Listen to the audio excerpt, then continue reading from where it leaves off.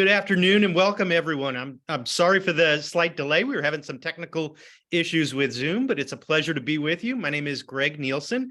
I'm going to just take a moment and share my screen so that you can see the slides, and we'll get started with the webinar today.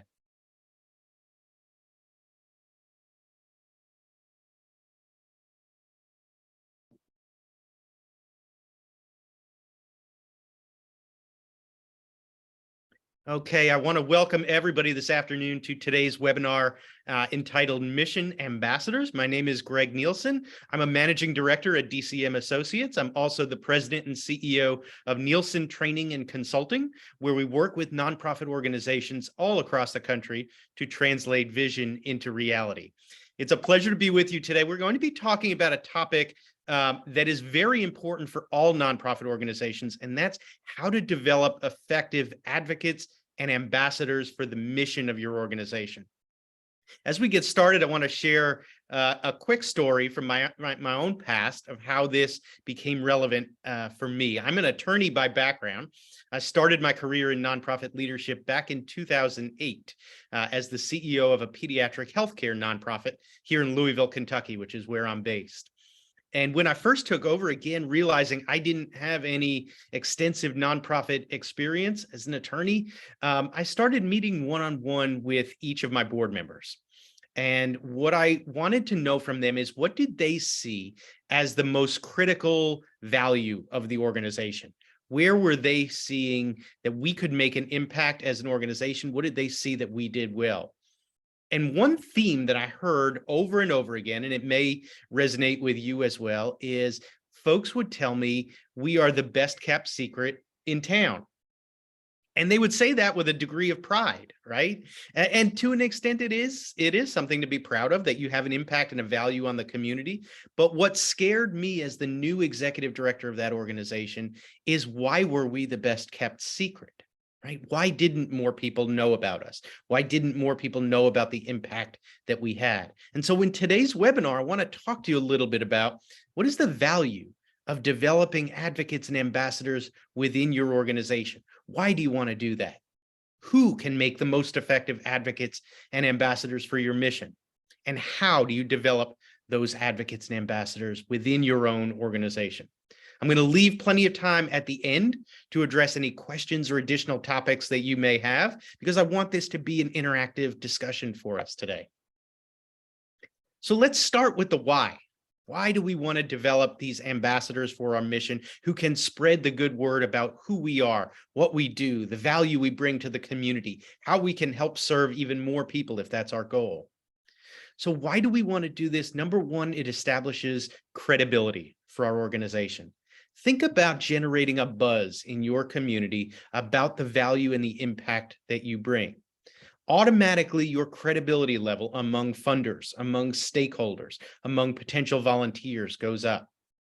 It obviously also increases your visibility, helps you develop new and sustain existing relationships. And then finally, if your mission has an advocacy component to it, having more advocates, more ambassadors for your mission amplifies the influence that you can have from an advocacy perspective. So what do I mean when I talk about mission ambassadors? Let's start by just getting on the same page and defining that term. For me, it's very simple. And mission ambassador is someone who believes in the vision, mission, and values of the organization. So that's prerequisite number one. It has to be someone who believes in your vision, your mission, and your values. And second, someone who is willing to share it with others. So again, you see that as a very broad definition. It's someone who believes in the vision, mission, and values of your organization, and they're willing to share it with others. What do you not see on that screen? You don't see deep pockets. You don't see extensive connections or networks. You don't see politically influential. When we're talking about ambassadors, there are ambassadors at every level of our organization. And it really is as simple as someone who believes in your vision, mission, and values and is willing to share it with others in a way that's comfortable for them. So who are we talking about? I told you that this is a broad audience. This is a broad network of folks that can be mission ambassadors. First is obviously your board members. They have a fiduciary duty to the organization. One of the critical roles of board members is to represent your organization to the greater community that you serve. So board members are an obvious example of potential ambassadors. Your staff members as well, those who are working for the organization, who are on the ground day to day, serving your customers, who are doing the work, they are potential ambassadors as well. Your volunteers, they care enough, they believe enough in the vision, mission, and values of your organization to donate their time and their talent to the organization. If they are properly empowered and given the information and the support to be successful, they can be some of your most powerful ambassadors because they do donate their time. And then finally, your donors. Again, those who believe in the mission, they believe in it enough to support it financially. They can also support it by being an ambassador to the greater community. So as you see, when we're talking about mission ambassadors, it's not just the role of the executive director to be the public face of the organization, but there's also the opportunity to amplify the influence of the executive director through your board members, through your staff members, through your volunteers and your donors as well. The importance of having board ambassadors can't be undersold or underestimated, however. In order for staff members and volunteers and potential donors to feel comfortable stepping into that ambassador role, they want to see that the leadership is similarly invested from the organization. They want to see that the executive director is out there serving as a public face of the organization, and that board members take their role as ambassadors seriously and are willing to embody that role. So when you talk with your board members, or if any of you are board members on the call today, it's a vital board role. It's part of representing the organization and its impact to the community as a whole. Board members are also uniquely positioned to be effective ambassadors. They have credibility. They have visibility by virtue of their service as board members. They have a fiduciary duty to the organization. So they're uniquely positioned to be successful in representing the interests of the community, interests of the organization to the community. It also encourages others. When your staff members see board members who are engaged enough and informed enough to serve as ambassadors out to the community, that encourages them to participate. It encourages your volunteers to join the cause as well. But what we know from the data is right now, only 52% of organizations report that their board members are actively involved in advocating for the mission. Now, that number is way too low. And so one of the things we want to do on today's webinar is talk about what type of tools, what type of support can we provide for board members and others so that they can be more comfortable in that role, they can be more effective in that role, and they embrace and own that role to a greater degree. If you are an executive director on today's webinar, you may be wondering, well, what is my role in this? I hear that it's important to develop ambassadors and advocates among my board and among my staff members and among my volunteers and my donors. What's my role? Your role as the executive director is, number one, to represent and be the public face of the organization. Now, that doesn't mean that you have to be an extrovert. That doesn't mean that you have to be someone who takes over every room that you walk into. What it does mean is that within your sphere of influence, within your comfort level and your skill, that you have to be willing to advocate for and speak about the importance of the mission of the organization. And then as it relates to encouraging others, your role as the executive director is to put people in position to succeed. What do I mean by that? If I have a board member who is an extreme introvert, who is someone who absolutely does not want to be in front of large groups of people, as the executive director, I need to know what that person's skills, talents, and interests are and find a different role for them as an advocate. They can still be a board member, they can still be an ambassador, but perhaps they're more comfortable one-on-one with individuals or working with small groups. We can do that. You can be an ambassador one-on-one.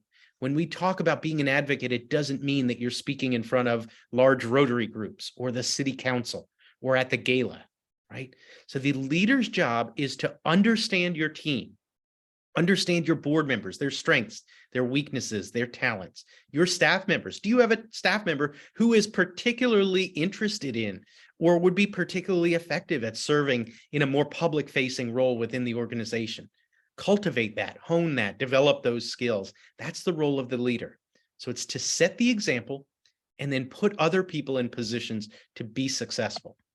What we know from board members and staff members and others is that when you match the ask, when you match what you're asking them to do with what their gifts and talents and interests are, they are much more likely to embrace that role, engage with that role, and be successful. And that success builds momentum. It builds engagement and it builds enthusiasm for others to try it as well. So let's talk about some of the challenges. Right now, we've made it sound simple, right? We've talked about all of the different benefits of being a mission ambassador and an advocate for the mission. But what we also know, and I certainly experienced it in over 10 years as a nonprofit CEO, is that this is challenging. This is not easy. This is not easy stuff. Number one, it's time consuming. Understanding your board members, your staff members, giving them the support and the information they need in order to be successful in a more public-facing role takes time. Time that sometimes the executive director is challenged to find. It also takes time for your board and your staff members. You're putting an additional ask onto them, and it's important to recognize that. The second challenge can come if you have an unclear strategy as an organization. A lot of times when I go in and I'm talking to boards about mission ambassadors, one of the first questions I ask is, tell me about your strategic plan. Two questions. Does your organization have a strategic plan in place? And if so, is it actually guiding the efforts and activities of your organization? It is really difficult to be an effective ambassador for the organization if you're unclear on what is our strategy. Where are we heading as an organization? What is our definition of success? What are our upcoming goals and strategies? If that's unclear to me as an executive director or as a board member or a staff member, it becomes a lot more uncomfortable to consider being a more public advocate and ambassador for the mission. It also serves as a roadblock or a barrier to deepening my engagement in fundraising for the organization. So it's really pivotal for the organization to have a clear strategy and strategic plan in place. The third challenge organizations sometimes run into is unrealistic goals. It is quite simply unrealistic to think that every single one of your board members is going to be an effective ambassador in the same exact way for the organization. So setting expectations of your board members that are uniform, that are everyone is going to speak at 2 public events throughout the course of the year, or everyone is going to do the exact same thing, is setting board members up for failure. Because as we said earlier, the leader's job is to understand the skills and talents and interests of your board and staff members, and then put them in position to be successful. So realistic goals are understanding for board member Jane Doe or board member John Doe, what is his or her particular gift or skill when it comes to representing this organization? Is it a one-on-one coffee meeting? Is it a speech at a large gala? Is it serving as the planning member of our fundraising event or golf scramble? What is their unique skill or talent that they bring to the team? And how can I leverage those skills and talents to best advance the mission of our organization, to increase our credibility and increase our visibility? And then the final challenge that many organizations run into is sometimes we forget to coach and provide support for the members of our team in fulfilling these expectations and these goals. So oftentimes, some of the most effective boards that I've worked with will actually practice this. They will actually pair and share. They will actually work in small groups during a board meeting or during a board retreat to hone what is their message. How can they more effectively represent the organization to the community? And then practice it among each other in a safe place and in a safe space so they can get feedback. What was convincing? What was persuasive or influential? What were some of the barriers or obstacles in your message that prevented me from connecting? A lot of times, if we can set the scenario or the scene for board and staff members to practice, to receive coaching and to receive support in meeting those expectations, we dramatically increase the effectiveness of our stakeholders in serving as mission ambassadors. I'm a big fan of quotes, so I love sharing quotes with different groups, and at various times during the webinar today, I'm going to share a few of my favorites that relate to this topic. You see on the top of the screen, Einstein.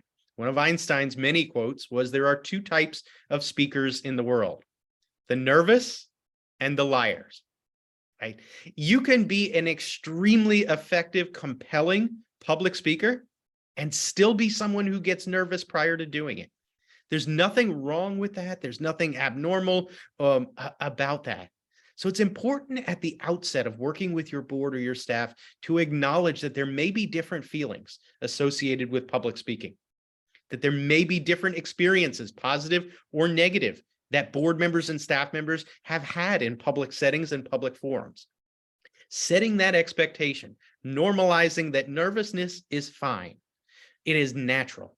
Right? Understanding that fundraising can be apprehensive. It can be stress-inducing for some board members. That's okay. We're here to provide the coaching, to provide the information, to provide the support so that you can be successful in that role. So again, it's important to recognize that people come to their board service or their staff service with different experiences and levels of comfort when it comes to serving as an ambassador or a public face or a public figure within the organization. There are a couple of conditions for success when it comes to developing ambassadors within your organization and advocates. There are different things that folks have to know, or tools that they have to have in their toolbox in order to be effective. The first is a clear understanding of what are the vision, the mission, and the values of the organization. Right? Everyone has to understand, what is our vision? What is our mission? What are our values? If I don't know that, how can I effectively represent the organization to the community? So I'm going to talk a little bit more in just a moment about vision, mission, and values and how to develop those if they're unclear within your organization. Members also have to have clear expectations. So it's not enough to tell a board member, we want you to be an ambassador for the mission. What does that mean? What does that look like tangibly? How specific can you be in your expectations for that individual board member at the time of recruitment and orientation? Board members and executives also need support. As I mentioned, this doesn't come naturally to a lot of us. We may have had different experiences, positive or negative. There also has to be a condition of accountability within the organization. If we are developing advocates and ambassadors for our mission and we have expectations, how do we follow through on that? How do we enforce and create a culture of accountability, particularly at the board level, so that when I've agreed to do something, there is follow through on that? And if there's not follow through, there's a culture of accountability, whatever that may look like for your board. And then finally, what we talked about earlier, which is clear strategy. Where are we heading as an organization? Where do we want to be within the next 2 to 3 years? So let's talk about each of these conditions for success. Vision, mission, and values are often clustered together. So for you nonprofit leaders that have been on the call, I'm sure you've heard those conversations where we talk about vision, mission, and values. And sometimes we think that if we speak them as quickly as possible and run them all together, that they have the same meaning, when in reality, they're very different.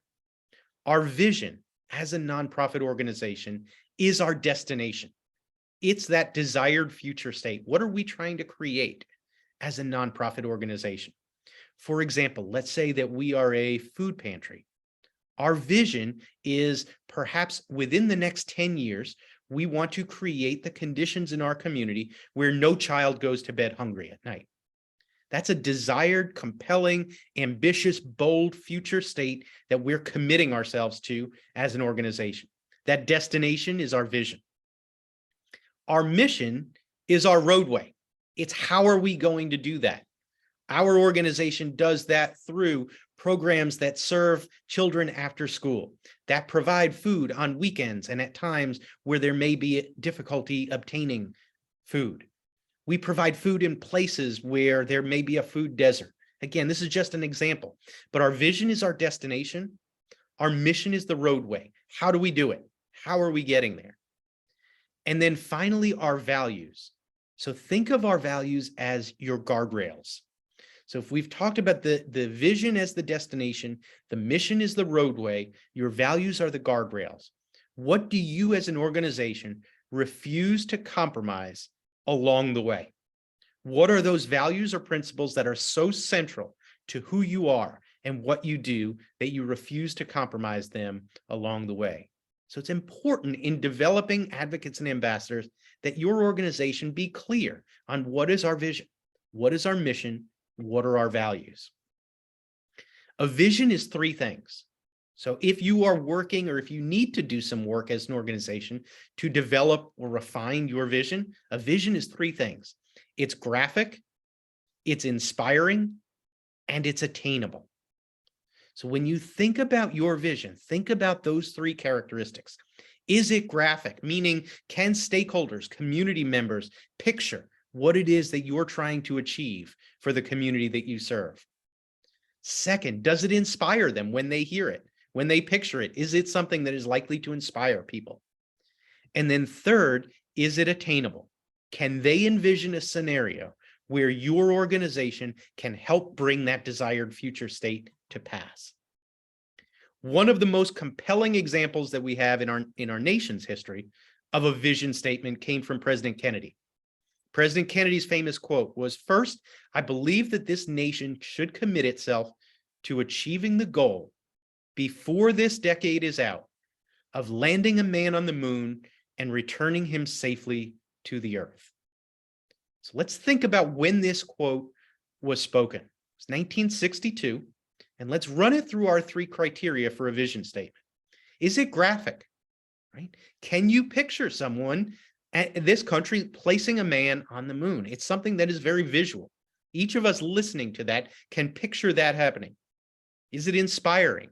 Well, it sure as heck was in 1962, right? We had never done that before. It was a new frontier for the country. It was something that gave inspiration to those who were hearing it. And then third, is it attainable? We did it, right? We achieved that goal. So yes, it was attainable. So when you think about your mission, your vision statement, remember those three characteristics. Is it graphic? Is it inspiring? And is it attainable for our organization? As you're working to develop or refine your vision statement, there are a couple of activities that I like to do with boards and staff members as we're doing it. A couple of questions that you can ask, and these are great questions for discussion at a board meeting or a board retreat or a staff retreat. What would an ideal news headline regarding your organization read 20 years from now? Give your team a few minutes to ponder that and write down what that one sentence headline might be. And when you bring those together, oftentimes you see the makings of a vision statement. Other questions you can ask: what is our dream for our community? If we're successful, what would the world look like for the community that we are serving? We envision a community where, and then fill in the rest of that sentence. So again, there's nothing magic about these questions that you see on the slide, but they're just great conversation starters for your organization if you're looking to develop or refine your vision statement. Next is your mission. As I mentioned, your mission is the roadway. What are you going to do? How are you going to bring that vision to pass? A couple of questions you can ask your team there. What are you going to work towards? What are you going to do to work towards making this vision a reality? How are you going to do it? And then finally, your values. As I mentioned, your values are those guardrails that you refuse to compromise along the way. A couple of notes on developing core values, because I know a lot of my nonprofit organizations are undergoing a process where they're revisiting their core values. They're thinking through, do these core values that we may have set years ago still reflect who we are and what we do today? The Dalai Lama says, values, open your arms to change, but don't let go of your values. And I love this quote because it illustrates for me the essential nature of core values for nonprofit organizations. We want to be open to change and growing and evolution within our organizations, right? But there are going to be those core principles that are central to who we are and what we do and what we believe in that we want to preserve. That's our core values. Another note on core values are best created together. So I always recommend when I'm speaking with an executive director, I'm speaking with a nonprofit board about the process of developing core values, it can't be done in a vacuum. It can't be done just by the executive director locking himself or herself in the office and thinking about what do I want our values to be. It can't be done just by the board sitting in a boardroom and developing what are our values going to be as an organization. Rather, the most effective core values are those that are developed together, meaning our board and our staff have a voice and understand these are aspirational values, but they also represent how do people experience our organization. For those that we serve, those that interact with us as an organization, how do they experience our organization? Is our values such as integrity or transparency or diversity, whatever those values are, do those match who we are and how people experience our organization in the community? So again, the first condition for success, as I mentioned in developing mission ambassadors, is having clear vision, mission, and values. The second condition for success is defining expectations. So whether we're talking about board members or staff members or volunteers, what do you expect of them? And again, it's important to be as specific as possible and as detailed as possible. So again, avoiding the generalities of we want you to be an ambassador or we want you to talk about the organization as much as possible. Well, what does that mean? Some of the ways that board and staff members and volunteers can be effective ambassadors is through social media. Do you have specific expectations of board and staff members relative to social media? Networking or speaking engagements. Do you ask or expect board or staff members to write blogs or articles to your email distribution list or to your stakeholders or supporters? Is there a gala where you have specific expectations of board and staff members there? So again, it's important to dig deeper than just, we want you to be an effective ambassador for the organization, to be as specific as possible. What does that mean? Is it through social media? Is it through networking and speaking engagements? Is it through writing, the written word? Is it through a speech at an event or a gala, right? So it's important to have specificity with our expectations. And then the next question, the next condition for success is providing meaningful support. As we mentioned earlier, many of us don't come to public speaking and many of us don't come to this public-facing or extroverted role within the organization naturally. Jerry Seinfeld quote, surveys show that the #1 fear of Americans is public speaking. #2 is death. That means that at a funeral, the average American would rather be in the casket than doing the eulogy, right? So again, just a humorous quote that indicates what we were talking about earlier, which is that we have to provide support for our staff members, for our board members, and our volunteers in order for them to feel comfortable embracing this role. Support may mean training. Support may mean information or articles that you share with them. It may mean opportunities to practice in a safe space and receive constructive, helpful feedback and coaching from fellow board members or from an expert, right? So again, don't forget that important intermediate step between expectations and accountability, and that important step is meaningful support. There are 5 musts. So if I am going to go out to the community, whether it's one-on-one at a cocktail party, or whether it's in front of a large group at a Chamber of Commerce or Rotary event, or speaking with a philanthropic foundation, there are 5 absolute musts that you, your board members, and staff members have to have in place. Those 5 musts, we talked about the first one already, which is an understanding of the mission. I have to be able to clearly and concisely articulate what is the mission of our organization. And that doesn't mean reading and reciting it off of the website. That means in a very authentic, tangible way, can I articulate simply in one sentence, what is the mission of our organization? If we're the Humane Society, our mission is the care and support of animals, right? What is our mission? That's the first must. The second must is I have to understand what are our short-term and long-term goals? What are we trying to achieve? What is our current challenge? So think about a one-on-one conversation that you may be having with a potential supporter, a potential donor.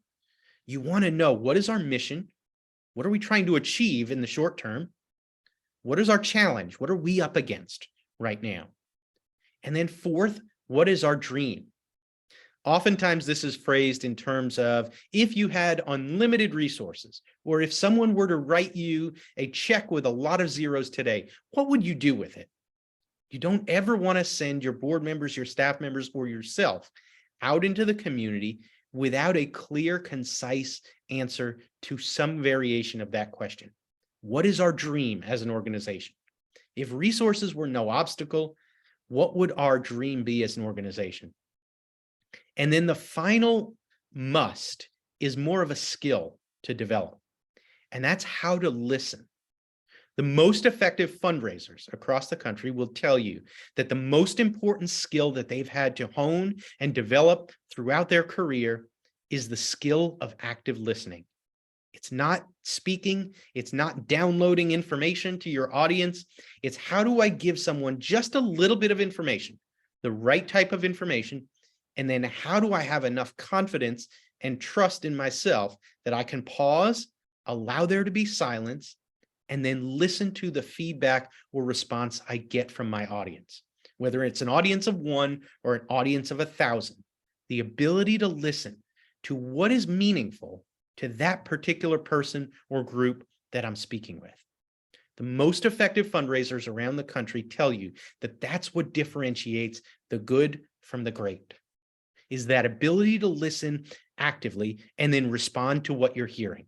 Tailor your message according to what is resonating with your audience, right? So 5 musts: the mission, the goals of the organization, what is our challenge? What are we up against as a community? The dream, and then how do I listen?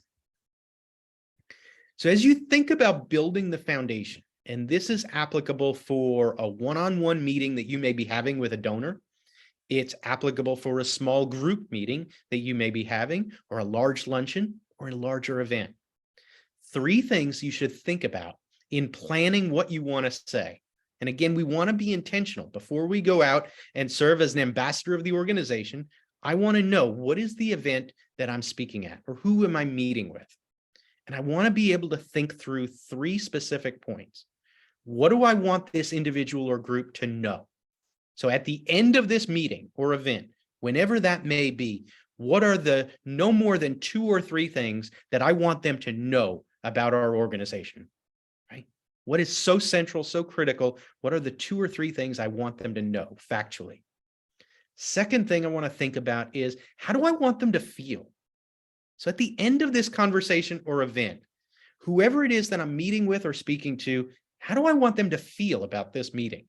Do I want them to feel inspired, empowered? Do I want them to feel enraged by a current condition or situation in our community? Do I want them to feel ready to take on the world? What is it that I want them to feel coming out of our meeting or event? And then third, with that information, what do I want them to do? So every effective ambassador type meeting or event includes these 3 things. What do I want my audience to know? How do I want them to feel? And then at the end of that meeting, what is my call to action to them? What do I want them to do as a result of this meeting? I want them to volunteer for our organization. I want them to write us a check. I want them to make an introduction to someone in their network. I want them to connect us with a public official or legislator. Whatever that call to action is, those are the 3 things I want to plan out in my head every time I'm going into an event, or every time I'm going into an important meeting with a potential individual or group. What do I want them to know? How do I want them to feel? And then what do I want them to do with all of that?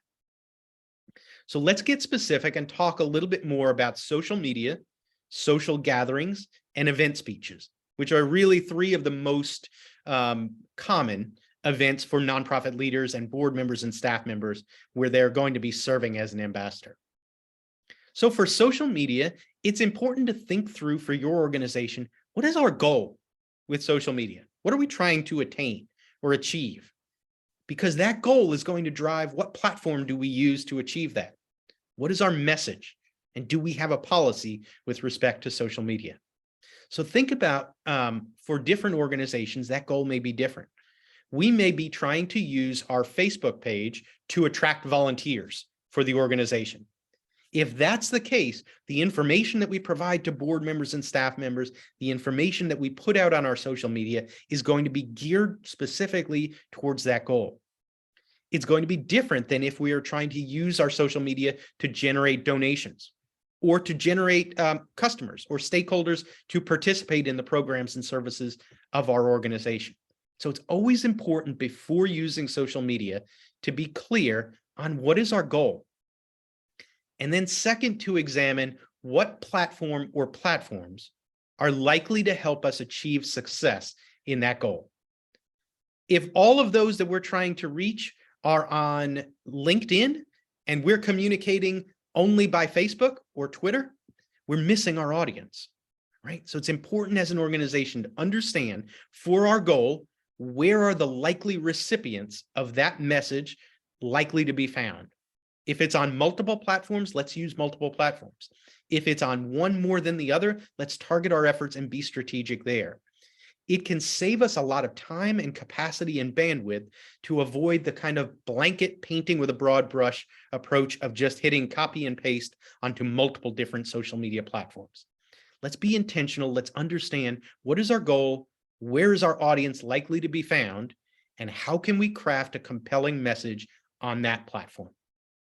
And then finally, for social media, and as all nonprofits and for-profits are aware, it's important to have a policy. Who gets to post on our social media page? How do we post? How do we handle negative interactions, negative responses? What is our policy as an organization? Next is social gatherings, right? For many of you, one of the things you're asking your board members to do is to reach out within their network and help advance the visibility and credibility of your organization. That may be through one-on-one meetings, that may be through phone calls, through emails. One of the things I love to do with boards is help each individual board member in a board retreat type setting develop what I call their meaningful message. And this is going to be a message that's different for every single member. It's their unique reason for serving that's unique to them, that makes them light up. Right? It's not a recitation of what is the mission and the vision of the organization. It's something meaningful to them. It's if you and I were sitting down across the table over a cup of coffee and I were introducing you to this organization that I'm passionate about. It's why I serve. It's what's meaningful to me and what makes me energized and inspired. So let's talk about that more specifically. Meaningful message is not an elevator pitch. It's not the same for each of your board and staff members, and it's not a simple regurgitation of the mission and the strategic plan of the organization. Instead, my approach to helping board and staff members develop their meaningful message so they can be more effective ambassadors for the mission is 3 parts: hindsight, insight, and foresight. So just like we paid attention earlier to the rule of 3 with the know, feel, do, this time we're paying attention to hindsight, insight, and foresight. So let's give a concrete example. Meaningful messages. First, I'm going to identify myself. I'm Greg, and I'm a board member of organization X. Hindsight. I joined the board team because fill in the blank. My most memorable experience has been fill in the blank. That's our insight. And then finally, foresight. I am particularly excited about fill in the blank. Right? So let's use that concrete example that I used before of the food pantry. My name is Greg, and I'm the board chair this year of the Louisville Food Pantry. I joined this team because I am passionate about no child going to bed hungry at night in this community. Since I've been on the board, my most memorable experience has been volunteering for a day at the food pantry and seeing just how impactful our programs and services can be. And I'm particularly excited about the future because we're planning to launch a new partnership with the school system in our community, right? In a very short, simple, authentic, human way, I've connected with the person or group that I'm speaking with. And I've showed them that I'm not a robot, right? I am passionate about this organization. And in a very simple way, 3 parts: join the team, hindsight; most memorable experience, insight; what I'm excited about, foresight. I'm now comfortable as a board member. Think about practicing that in your board meeting, staff retreat, or board retreat, and developing a level of comfort for your board and staff members in embracing that role. And finally, let's switch to the event speech. So many nonprofit leaders have an annual event or gala, golf scramble, where there's going to be an opportunity for either you as the executive director or you as the board chair or board member to make a speech or give a presentation that night to a larger group. This is opportunity knocking, right? If we go back to where we started the webinar today, where we don't want to be the best kept secret in town. You have a large group of people who are hanging on your every word for those minutes that you're speaking with them. So I want to give you the tools and the strategies to have the greatest potential impact in that moment. So what I want you to do is I want you to remember know, feel, do. So let's use the example of a gala, right? I want to think, if I'm the executive director planning my speech for this group that's assembled in the ballroom tonight, what do I want them to know? No more than 2 or 3 facts. How do I want them to feel at the end of this evening? And what do I want them to do with that information and with that feeling? So remember, in your event speech, know, feel, do.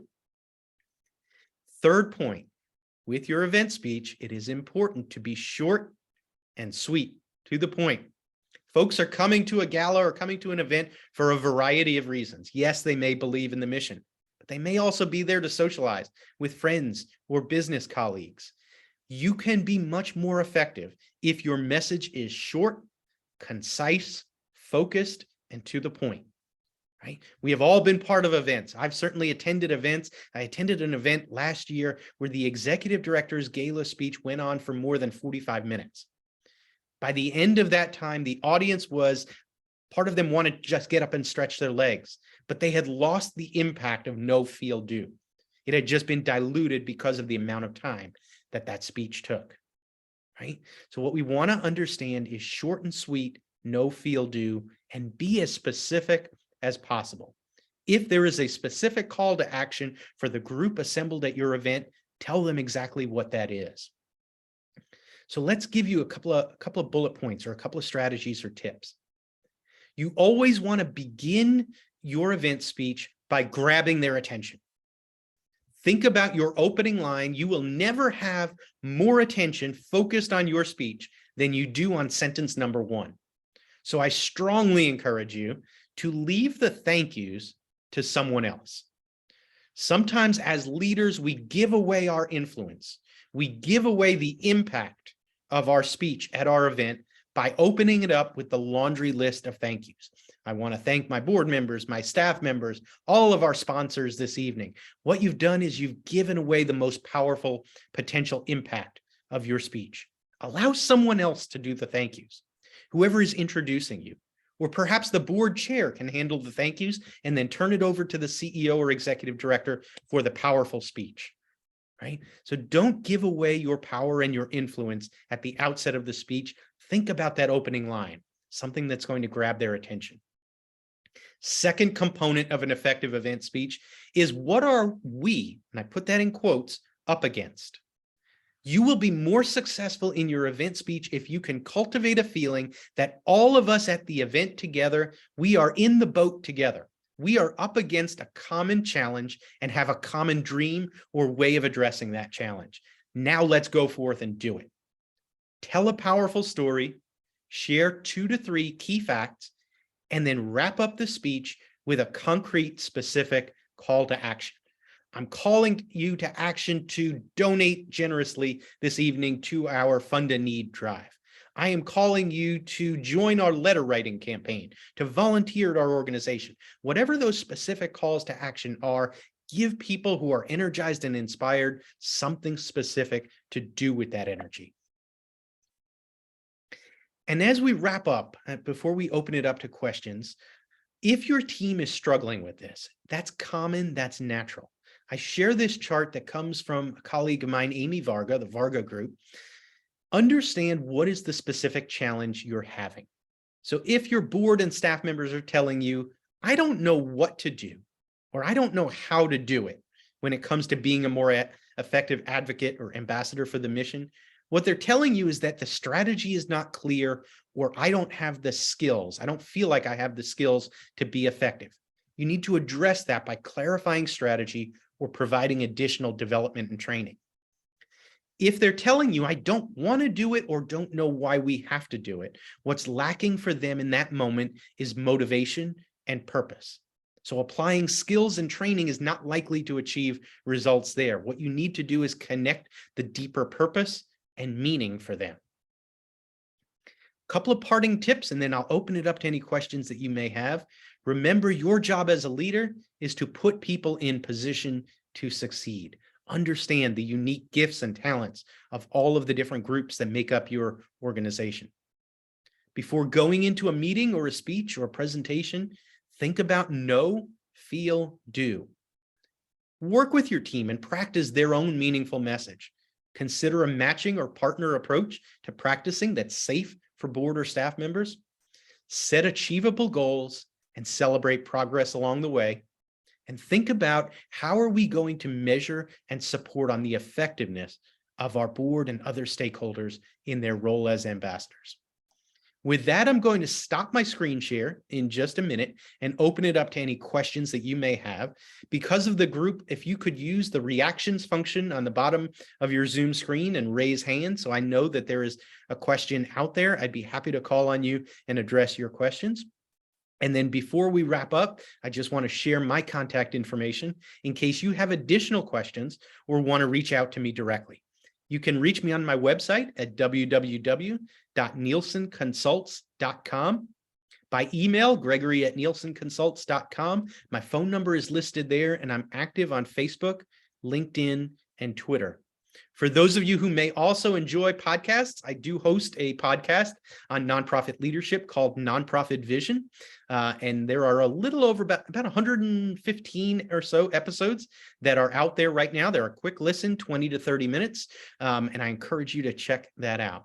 With that, I'm going to stop my screen share and open it up to any questions that you may have. I also see that there are a couple of questions in the chat. I'll take one of the questions from the chat while you think of your questions, and just a reminder to use the raise hand function so I see that you have a question. First question is, will we be able to receive the notes and copy? I assume the slides? Yes, I've already provided DCM with a PDF of the slides from today's webinar, so that'll be sent out along with the recap email from the webinar today.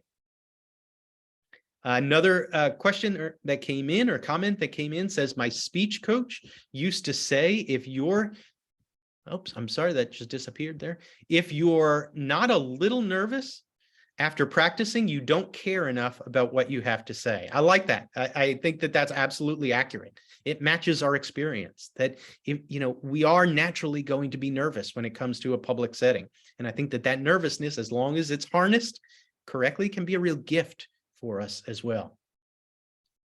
So with that, I want to open it up. Any questions from those on the webinar today? You can either unmute yourself and ask your question, or raise your hand so I see that your question is out there.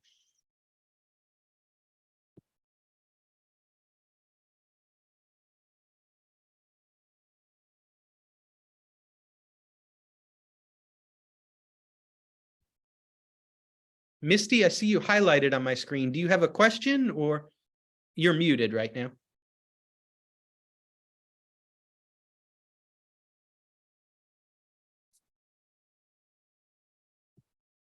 Okay, anyone else with questions before we wrap up?